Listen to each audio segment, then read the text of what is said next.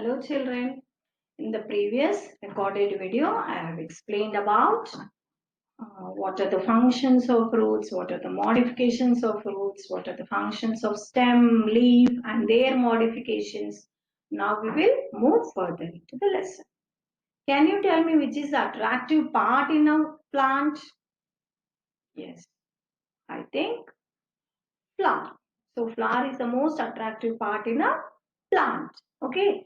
So today we will see about the different parts of a flower. Next, you will be observing when the flowers will be there on some mango trees like that. After some days, the flowers they will be changing into fruits. No. So how do they change? All that we will see in today's class. Okay. So please, it is some words are difficult. So please, being a sixth class child, these words are new to you first time. So better you can take some rough notes or something else where you can copy some points whichever I am explaining. You feel better it is, you can write it instead of just listening to me. You can write a running notes so that you will not forget. Okay. Now we will see about the structure of a flower. Means what are the different parts of a flower. Okay.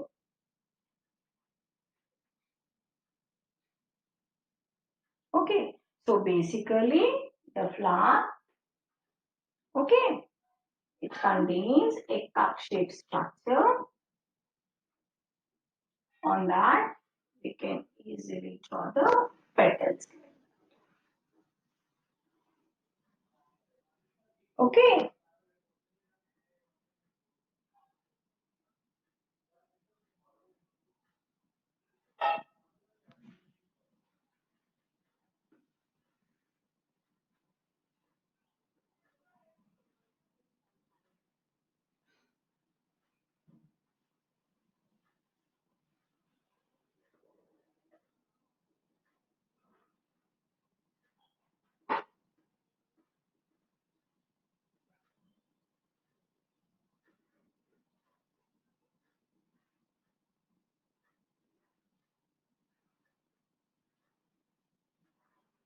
Okay. Just I have drawn a simple structure of a flower. Actually, the flower it contains four different parts. Okay. The cup-shaped structure is called as thalamus. On that, only the four parts will be growing. Okay. Now, for the first part, whenever you will observe a flower, you will be observing the green color structures down. Suppose if you have taken a rose plant, rose flower or else hibiscus flower, down you will be observing green structures. Okay. That green structures, they are called as sepals. Even you can call it as calyx also. Am I clear? Sepals or calyx. Sepals or calyx. So these parts they will support the other parts or they will protect the other parts of a flower. Very simple it is. The part which we are seeing green in color out of a flower means outside the flower, that green parts are called as sepals. They can even call as calyx also. Okay, so these terms are very important. Please you write a note. Okay. Next, afterwards you will be observing attractive part in a flower. They may be pink, they may be white, they may be blue, any color.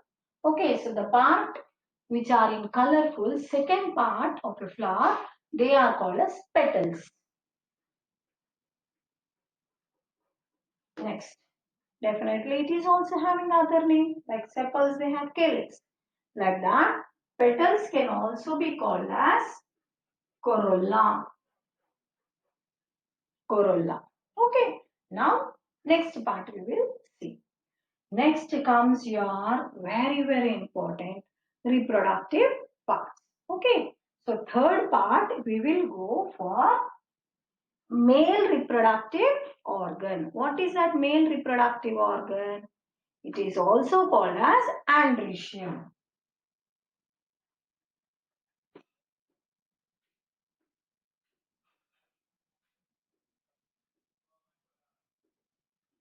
Androecium. Androecium. Cium, andrecium. Okay. So andrecium is also called as male reproductive organ, or else it can also be called as stamen. Stamen. Okay. Again, what does it contains? It contains two parts. I am showing here. It will be like this. It will be having a filament and as well as anther. This part is called as anther.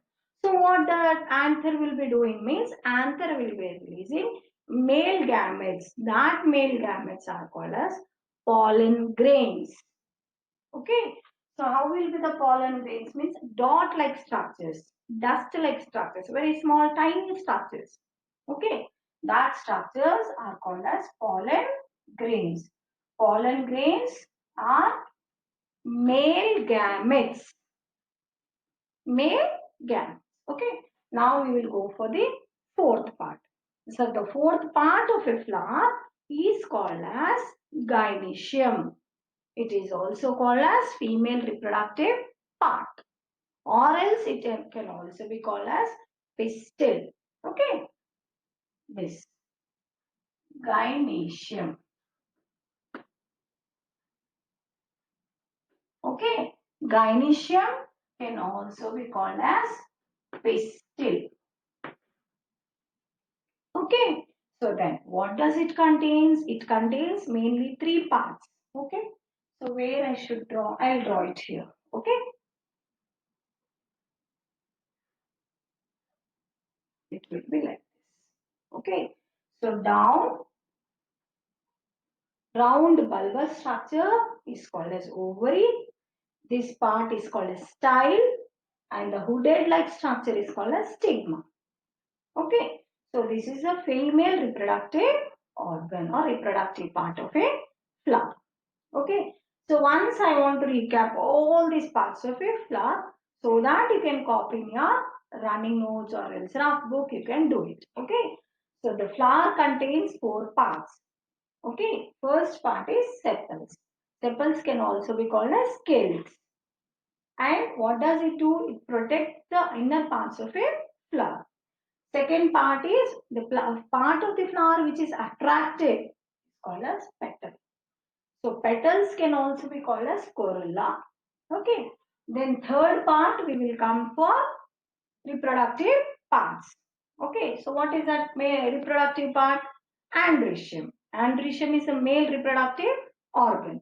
So that can also be called as stamen. Again, in the stamen, we have seen it contains two parts, and anther and filament. Okay, filament anther contain anther releases pollen grains. What are the pollen grains? Pollen grains are male gametes. Okay. Now after to that male reproductive organ, we will be finding female reproductive organ. What is that female reproductive organ called? Gynoecium. Gynoecium can also be called as pistil. What does it contains? It contains three parts. What are they? Ovary, style and stigma. Okay, I think it is clear for you now. So these all is the structure of a flower. You have to remember all these parts of a flower. What is the other name for corolla? What is the other name for andrecium? All these points you have to remember. Okay. Next we will go for pollination.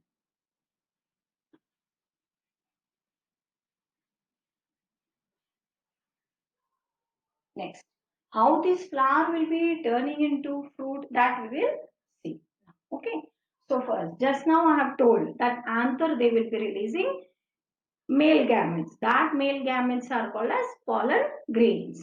Okay. Then the pollen grains they should go and they should unite with female gamete. Means they should unite with ovary or ovules. Then only formation of fruit happens. So for this what has to be done? The pollen grains they should reach the stigma. So how should they? How they will reach? Means they have one process. Okay. So the transfer of pollen grains from anther to the stigma of a flower is called as pollination.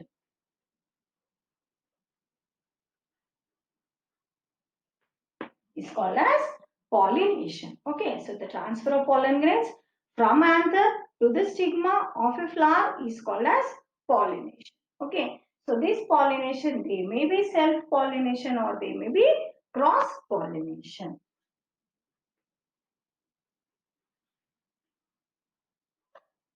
Sometimes in a plant, the flower may contains male and female reproductive parts. At that time, we can observe the self-pollination. Means in that flower only, the male gametes, they will go and reach the, or they will go and fuses with ovule. So then you can get the pollination will be done.